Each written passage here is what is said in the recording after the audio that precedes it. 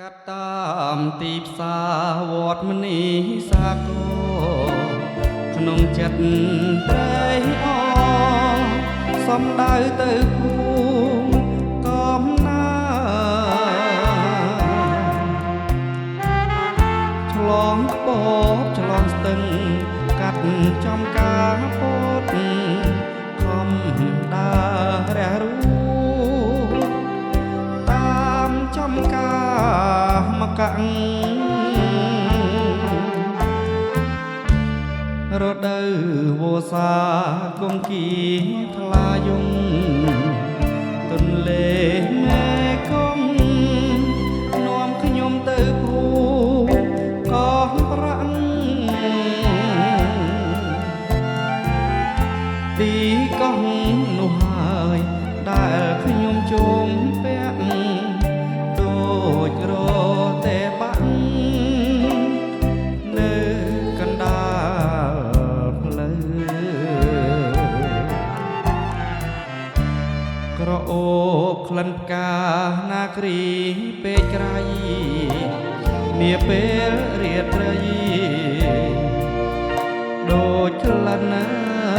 ស្រីពើអបក្នុងអាក្រាថាឲ្យបងទៅលងលំឥឡូវពើឲ្យប្រណីក្លិនកានាគ្រីនារីកោះប្រាំងបងសូមរួមរាក់ស្មោះស្ម័គ្រនឹងណាគ្រីស្រីបំណាច់បំមកក្នុងពេលរាត្រីបានត្រឹមសំដីក៏អស់ចិត្តដែរ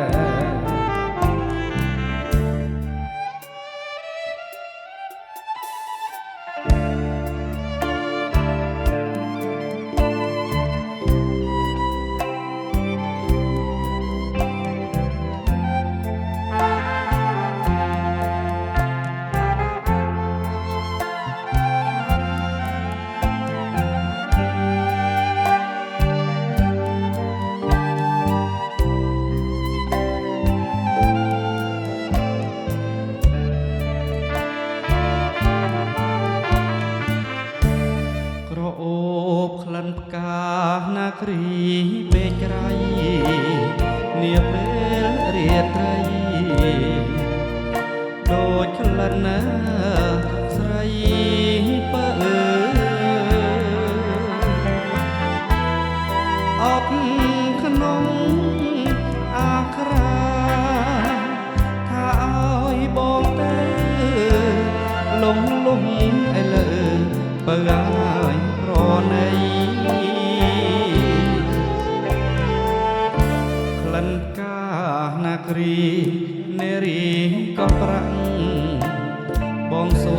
មរួមរាក់ស្មោះស្ម័គ្រនឹងណាគ្រីស្រីបំណាច់